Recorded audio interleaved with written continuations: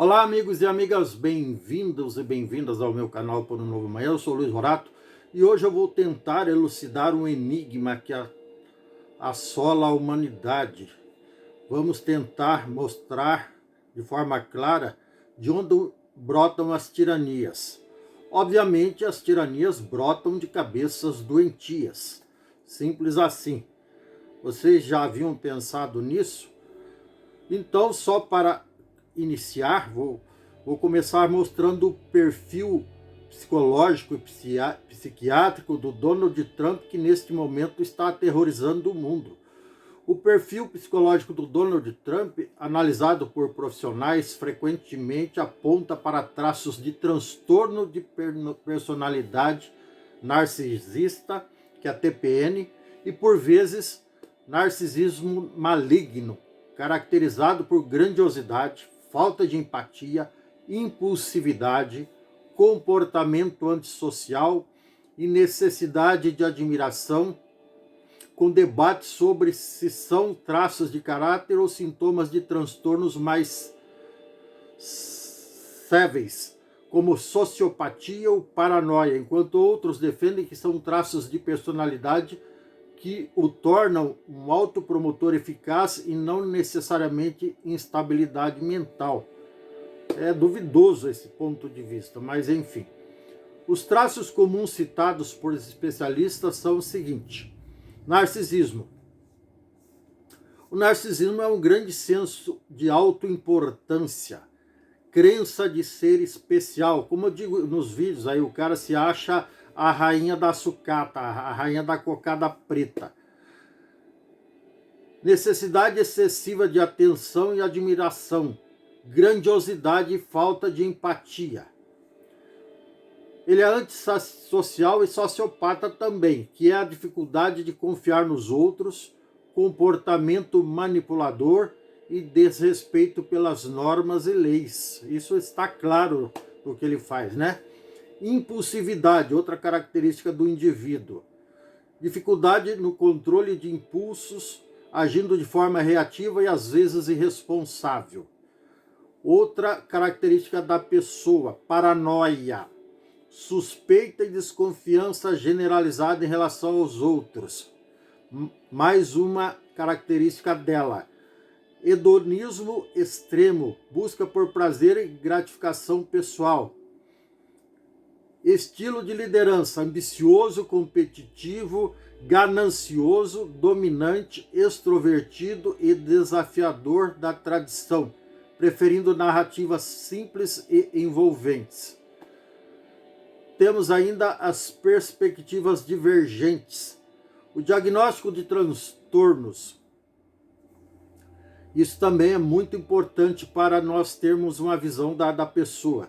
Muitos profissionais, como os do movimento de Dangerous Case of Donald Trump, ou seja, sobre os perigos do caso Donald Trump, traduzindo livremente, sugerem que seus comportamentos se alinham com critérios de transtorno de personalidade narcisista, ou narcisismo maligno, que eu já disse lá no começo, que inclui o sadismo e até transtornos de personalidade paranoide, sugerindo inaptidão para liderar. Aí temos ainda uma visão alternativa, que é o não diagnóstico, entre parênteses. Alguns especialistas argumentam que confundir seus traços desagradáveis com doença mental estigmatiza pessoas com transtornos reais, subestima sua astúcia e desvia o foco. Eles veem Trump como um autopromotor implacável, que sempre foi, usando uma persona populista. Enfim, a situação é realmente complexa. Isso nós assistimos estarrecido todos os dias. E tem o debate e complexidade. Não há um diagnóstico clínico oficial, pois o diagnóstico formal requer avaliação direta e não pode ser feito à distância, evidentemente. Teria que ser presencial. A discussão envolve profissionais de saúde mental que, com base em observações públicas, divergem sobre seus atos, sobre seus comportamentos, indicam um transtorno grave ou são apenas traços marcantes de sua personalidade, moldando um estilo de liderança único e polarizador?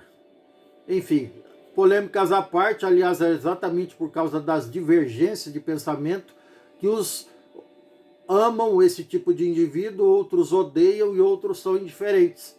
Isso só de forma resumidamente, a variedade é bem mais ampla, a coisa é muito mais complexa, muito mais abrangente e pior que tudo isso, é muito mais assustadora. Na verdade, a situação é tão grave que lá em 21 de outubro de 2017, ou seja,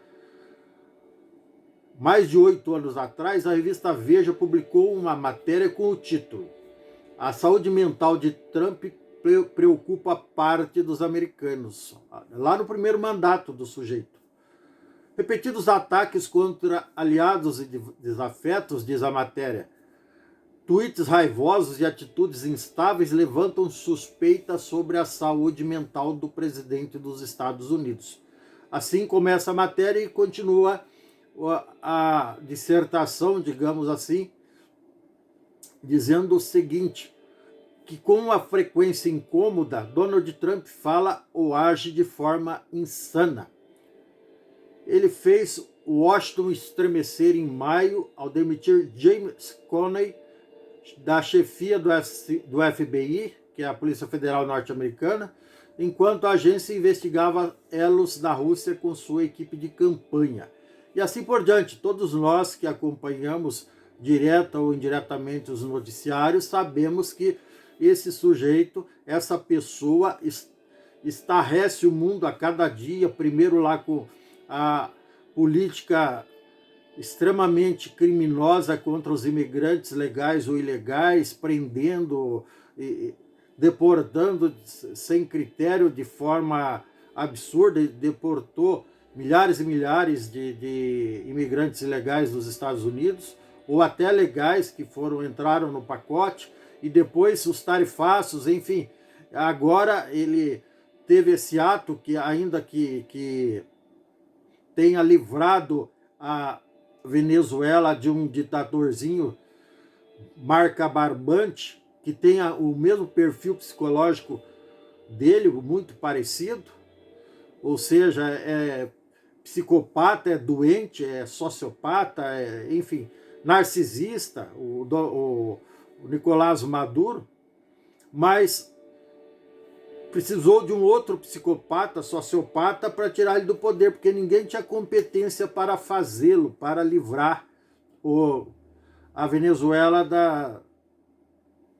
das agruras do sofrimento impostas pelo ditadorzinho que lá estava. Um ex-motorista de ônibus que do nada virou presidente e o poder subiu na cabeça e ele achou que era Deus ou o diabo na Terra do Sol. Com todo o respeito à obra grandiosa de Glauber Rocha. Enfim, o fato é que o mundo precisa se prevenir, adotar políticas e leis severas para prevenir, para não permitir que novos aspirantes a Mussolini, a Hitler ou coisa parecida, Stalin e outros ditadores aí que aterrorizaram o mundo ao longo da história moderna, da história recente, da história antiga, voltem a tocar o terror, voltem a impor a tirania. Eu vou ainda falar sobre o perfil de outros ditadores contemporâneos, digamos assim, para que vocês possam fazer uma análise e associar e ver que existe muita semelhança no comportamento desses indivíduos, independentemente do alinhamento político, da sigla política ao qual eles pertençam, independente do cara ser de direita, de esquerda, de centro, de cima, de baixo, do quinto dos infernos, do raio que os parta. É gente que não está preparada para ocupar cargos públicos, mas infelizmente a turba desavisada insiste em acreditar nas mentiras dessa gente. Isso é como está lá no Apocalipse. Os anticristos acabam, ainda que efêmera, ou seja, temporariamente, acabam tomando o poder e tocando o terror das mais diferentes formas, mas sempre com o mesmo resultado: prejuízo, dor, derramamento de sangue e retrocesso e tudo mais. Independentemente também do cara ser o presidente da maior potência econômica do mundo ou do qualquer país asiático ou africano ou sul-americano, com menos poder, com menos território, com menos população, com menos riqueza, mas a tirania acaba se repetindo da mesma forma.